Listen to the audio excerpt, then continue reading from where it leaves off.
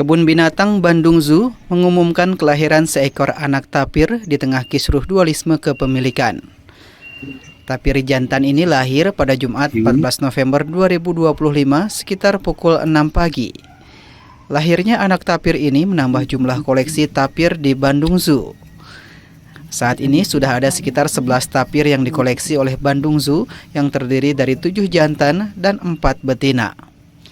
Pihak Bandung Zoo saat ini belum memberikan nama bagi tapir jantan yang baru lahir ini.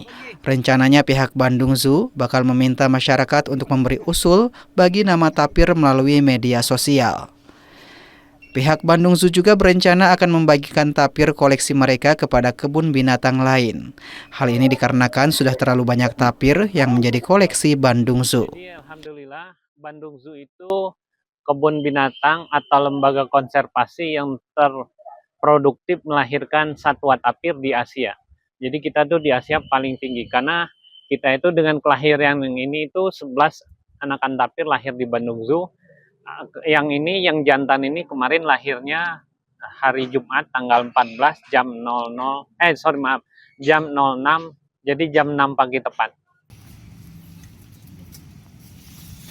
Lahirnya anak tapir ini semakin memperkuat posisi Bandung Zoo sebagai lembaga konservasi paling sukses di Asia dalam hal reproduksi tapir. Abdul Rahim, Kompas TV, Bandung, Jawa Barat.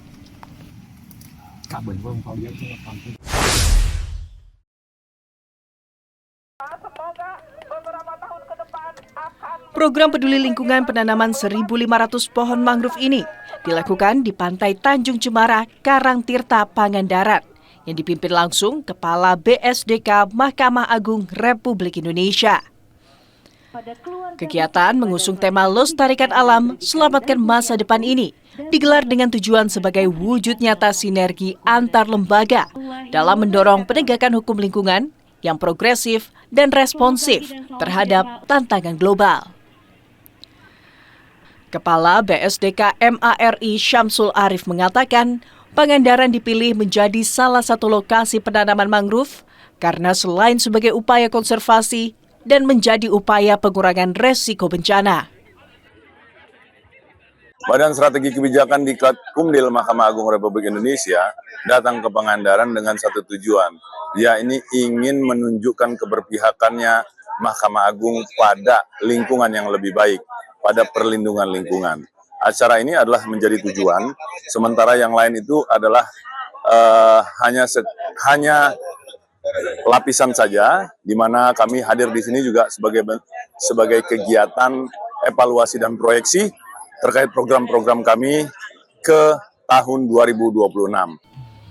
Seiring dengan pembangunan Pangandaran sebagai tempat wisata dengan ekosistem yang indah dan ekologi yang unik, mangrove juga dapat memberikan manfaat ekonomi bagi masyarakat setempat.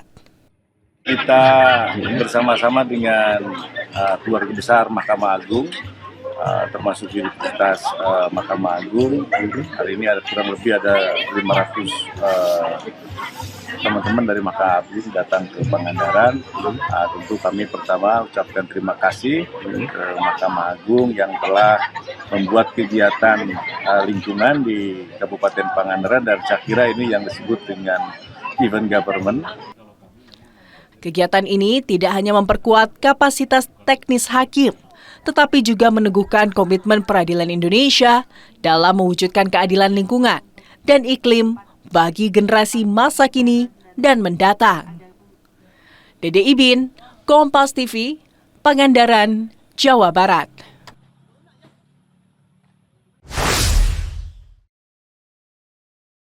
Mungkin 100 hari ya, kurang dari 100 hari udah menuju Ramadan. Sebanyak 1.200 peserta dari berbagai wilayah di Sumatera hingga Pulau Jawa mengikuti program mewarnai online yang diselenggarakan oleh Gramedia berkolaborasi dengan Al-Kosbah. Biaya partisipasi sebesar Rp35.000 dari para peserta, seluruhnya diwakafkan melalui dompet duafa untuk penyaluran Al-Quran.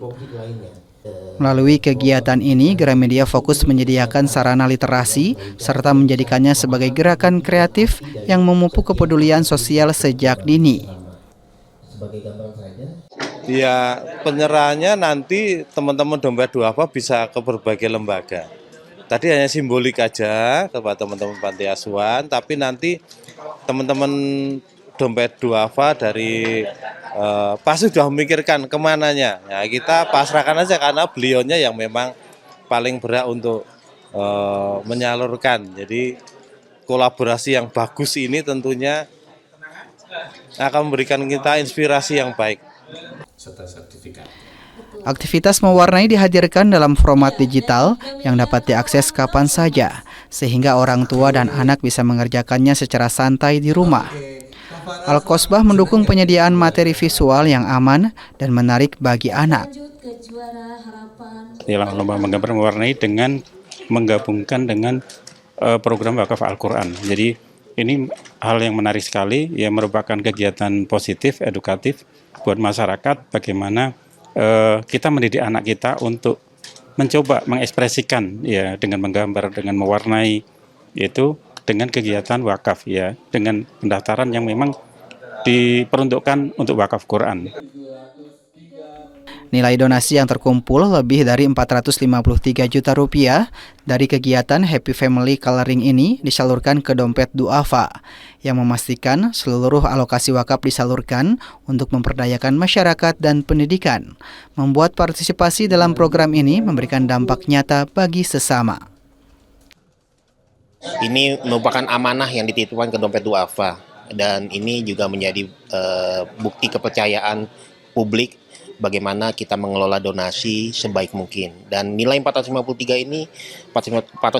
juta ini juga insya Allah cukup bermanfaat untuk banyak saudara-saudara kita yang hari ini mungkin belum bisa merasakan nikmatnya membaca Al-Quran hingga di pelosok negeri. Jadi mudah-mudahan ini kolaborasi yang berkesinambungan dan bisa berkelanjutan untuk yang akan datang. Diharapkan kegiatan kreativitas dan sosial ini menjadi variasi materi yang lebih luas di seluruh masyarakat. Tim Liputan Kompas TV, Bandung, Jawa Barat.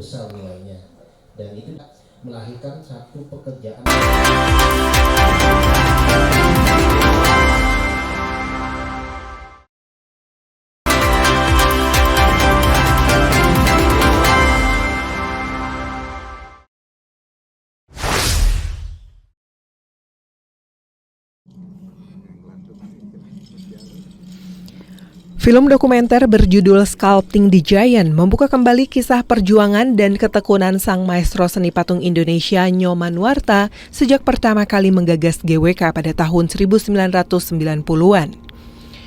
Bukan hanya sebagai rekaman pembangunan sebuah patung, film dokumenter ini juga catatan sejarah tentang ketekunan, kreativitas, dan konsistensi seorang seniman besar Indonesia yang percaya bahwa karya monumental lahir dari perjuangan tanpa henti. Film dokumenter ini dibuat selama 7 tahun, bermula dari permintaan untuk membuat dokumentasi proses pembangunan patung Garuda Wisnu Kencana atau GWK.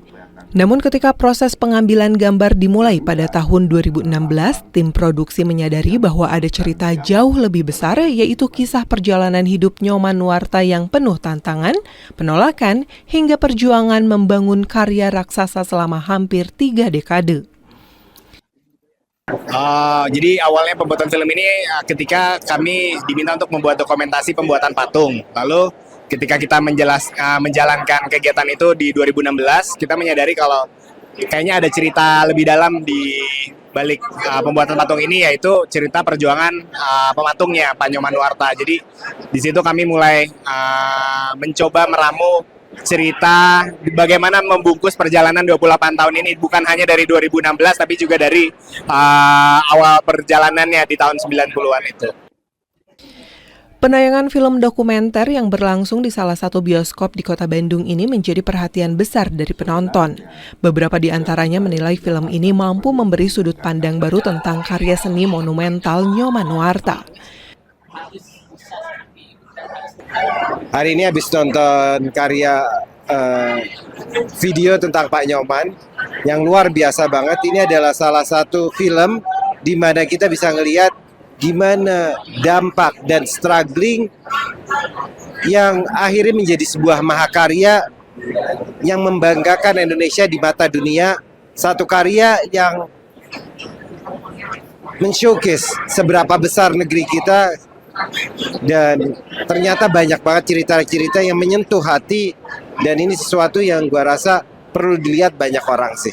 Film ini memberikan satu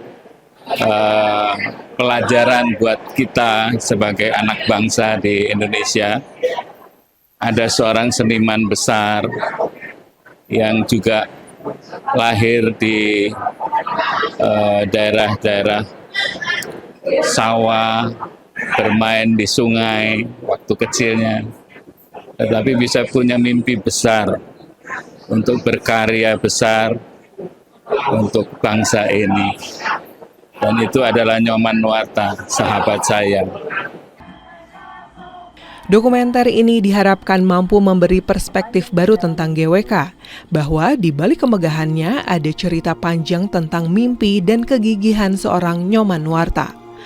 Azif Fardiansyah, Kompas TV, Bandung, Jawa Barat.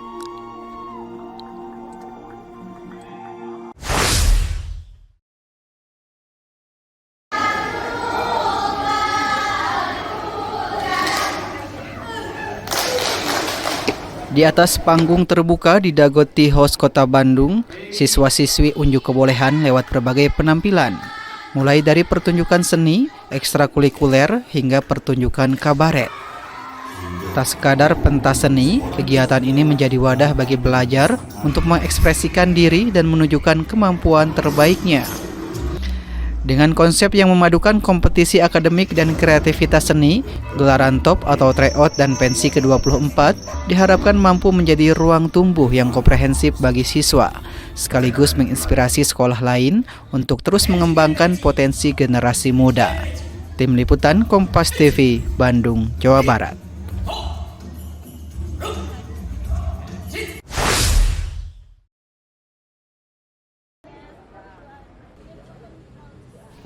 Event kuliner di Kota Bandung kini menjadi salah satu cara efektif untuk mendorong pertumbuhan ekonomi pelaku UMKM. Melalui kegiatan ini, para pelaku usaha bisa memperluas pasar sekaligus memperkenalkan produk lokal kepada masyarakat lebih luas.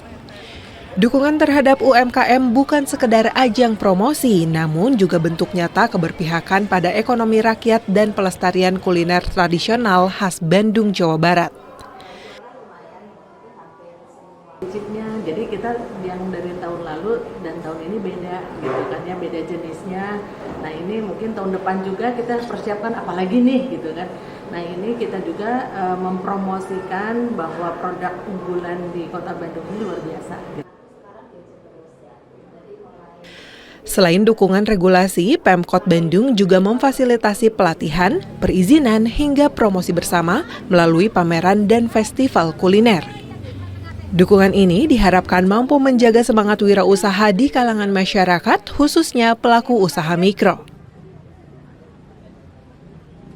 Alhamdulillah Pak Puji Tuhan, pemerintah juga peka terhadap banyaknya kegiatan yang positif buat masyarakat. Dan ini kan terpadu dari pariwisata, dari dinas pendidikan dengan paduan suara dan kreativitas. Kemudian dari Dispora kita lifestyle, kemudian dari Dinas UMKM itu adalah semua UMKM itu terlibat untuk makanan berjenis mengandung bahan kelapa. Dengan kolaborasi pemerintah dan komunitas UMKM, diharapkan geliat ekonomi rakyat di Kota Bandung terus tumbuh dan memberi dampak nyata bagi kesejahteraan masyarakat. Sunandar, Kompas TV, Bandung, Jawa Barat.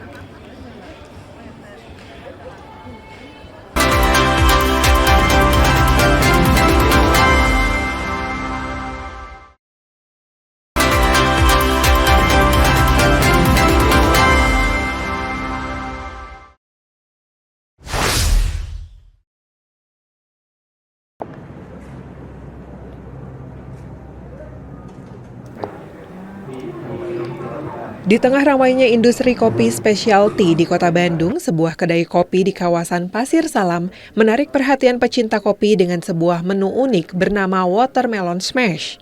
Menu ini menjadi salah satu bestseller di Fugol Coffee karena menawarkan sensasi rasa yang tak biasa, manis, bersih, dan menyerupai potongan buah semangka. Namanya Watermelon Smash. Menu ini menjadi magnet baru bagi pecinta kopi, juga mereka yang baru mulai belajar mengenai dunia perkopian. Dalam dunia kopi, menemukan karakter rasa seperti buah semangka bukanlah hal yang sehari-hari ditemui. Kopi ini tahun 2019, dan waktu itu kita merasakan kenapa ketika kita minum kopi ini ada sensasi seperti makan buah semangka. Rasa yang manis, berair, bersih, dan mulai saat itu kita memikirkan brand apa yang baik untuk nama si kopi kita ini. Dan ketika akhirnya kita ketemu nama Watermelon Smash, ternyata nama tersebut menjadi berkah. Tidak hanya penikmat kopi berpengalaman, para pemula pun punya cerita mereka sendiri saat mencoba menu ini untuk pertama kalinya. Jujur sih, saya pribadi itu baru banget lah, masih pemula lah, masih awam tentang kopi. Cuman dengan yang watermelon ini, kalau saya pribadi sebagai pemula gitu ya, ngerasa nyaman banget itu di mulut gitu, dan bisa diterima gitu untuk kita yang masih awal-awal mau coba kopi gitu, tanpa gula, tanpa creamer, tanpa susu. Bahkan, Syasha, pengunjung dari Malaysia, merasakan sesuatu yang berbeda sejak tegukan pertama. Sebenarnya tadi yang karena saya baru rasa itu baru dua suap kan, jadi ini saya rasa macam first thing first yang saya rasa itu acidity-nya tinggi lah, lebih daripada apa yang saya biasa, dan memang terasa fruity-nya tu memang kuat lah bagi saya.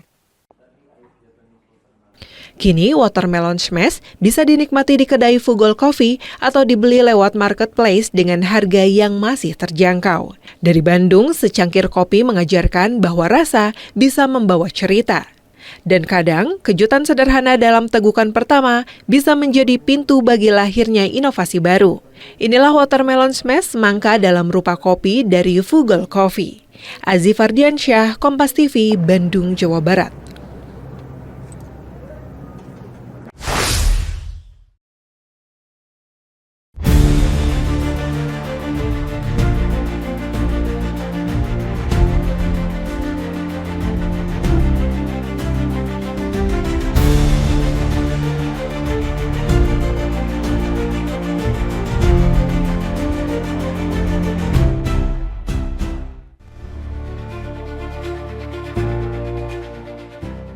Dari balik hamparan air waduk Cirata di Purwakarta, terbentang ribuan panel surya yang memantulkan cahaya harapan. Inilah PLTS Terapung Cirata, salah satu proyek energi hijau terbesar di Asia Tenggara. Dengan kapasitas awal 192 MW, PLTS Terapung Cirata menyumbang sekitar 1/1000 kebutuhan listrik nasional per tahun.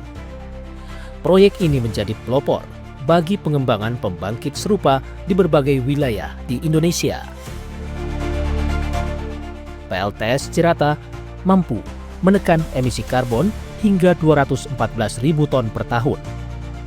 Dari setiap kilowatt listrik yang mengalir, terpancar harapan untuk masa depan yang lebih hijau.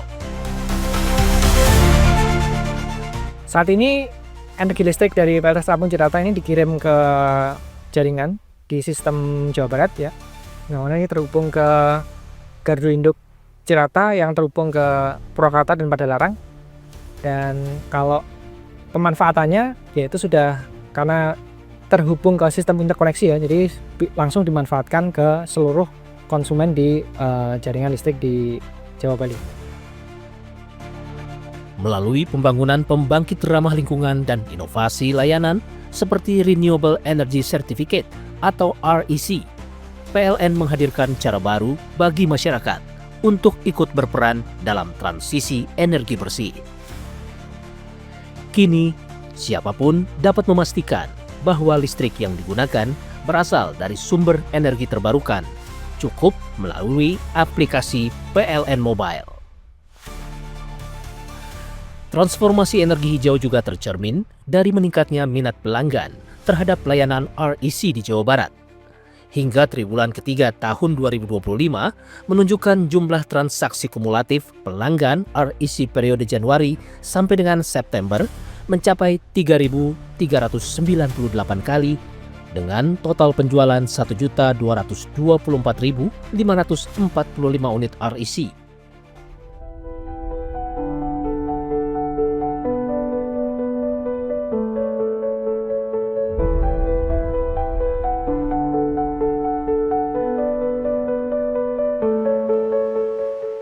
Kami juga melihat bahwa kepedulian masyarakat terhadap penggunaan energi hijau ini semakin meningkat, sehingga ini dapat meningkatkan pembelian akan produk PLN juga semakin meningkat. Sampai dengan saat ini untuk pembeli produk green energy dari PLN memang paling banyak adalah pelanggan industri. Tapi menariknya saat ini sudah mulai banyak pelanggan rumah tangga maupun komunitas yang mulai membeli produk green energy berupa REC. Ini menunjukkan bahwa produk green energy dari PLN tidak eksklusif tapi juga bisa dinikmati oleh seluruh masyarakat. Dari Cirata, energi matahari disulap menjadi daya yang menerangi hingga pelosok negeri. Lestari Hijau dari proyek ini juga menopang pasokan energi bagi pelanggan REC. Azif Ardiansyah, Kompas TV, Jawa Barat.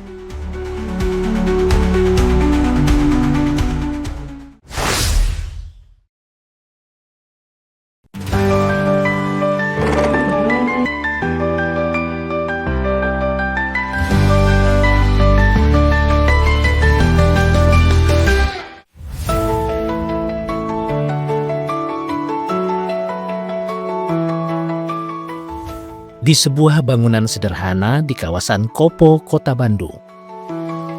Tumpukan limbah kain yang dulunya tak berharga, kini menjelma menjadi sumber kehidupan. Dari potongan-potongan yang tersisa, terjalin cerita tentang harapan, keberanian, dan tekad untuk bangkit. Inilah The New Factory atau TNF, sebuah koperasi anak muda yang berdiri pada awal tahun 2023. Mereka adalah para pekerja yang pernah kehilangan pekerjaan, namun tak kehilangan semangat untuk membangun masa depan.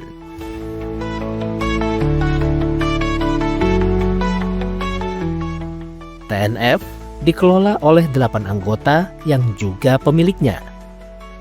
Bersama-sama, mereka menghasilkan 3 produk utama, di antaranya merchandise ramah lingkungan untuk perusahaan, fashion berkelanjutan dengan merek TNFS, serta Copo, papan padat dari limbah tekstil yang digunakan untuk interior, kedap suara, hingga karya seni.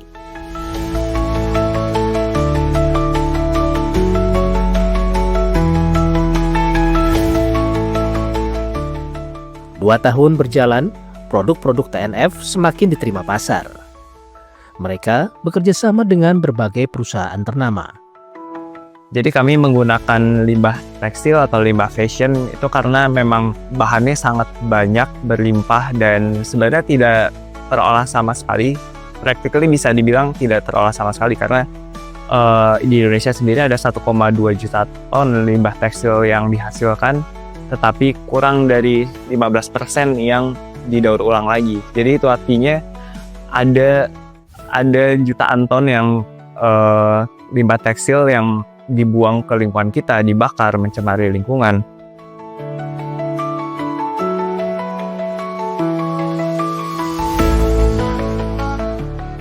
Tak mudah memulai usaha dari sisa limbah. Tetapi dengan kreativitas dan kegigihan, TNF berhasil mengubah masalah lingkungan menjadi peluang ekonomi. Kegigihan dan inovasi TNF menarik perhatian PLN UID Jawa Barat. Melalui program Tanggung Jawab Sosial dan Lingkungan, PLN menghadirkan bantuan mesin produksi untuk memperkuat kapasitas TNF dalam mengolah limbah menjadi produk bernilai ekonomi. Kami memilih TNF karena kami merasa PLN dan TNF ini memiliki kesamaan. Kami sama-sama mendorong kreativitas masyarakat, pemberdayaan masyarakat dalam bidang ekonomi, dan juga keberlanjutan lingkungan. Kami mendukung dengan peralatan untuk pengolahan limbah sampah fashion menjadi produk yang lebih bermanfaat.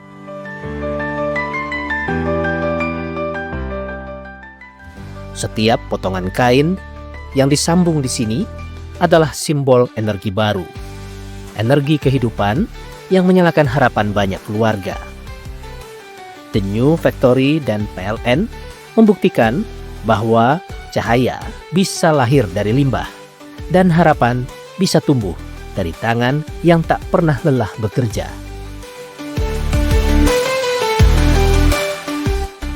Aziz Fardiansyah, Kompas TV, Bandung, Jawa Barat.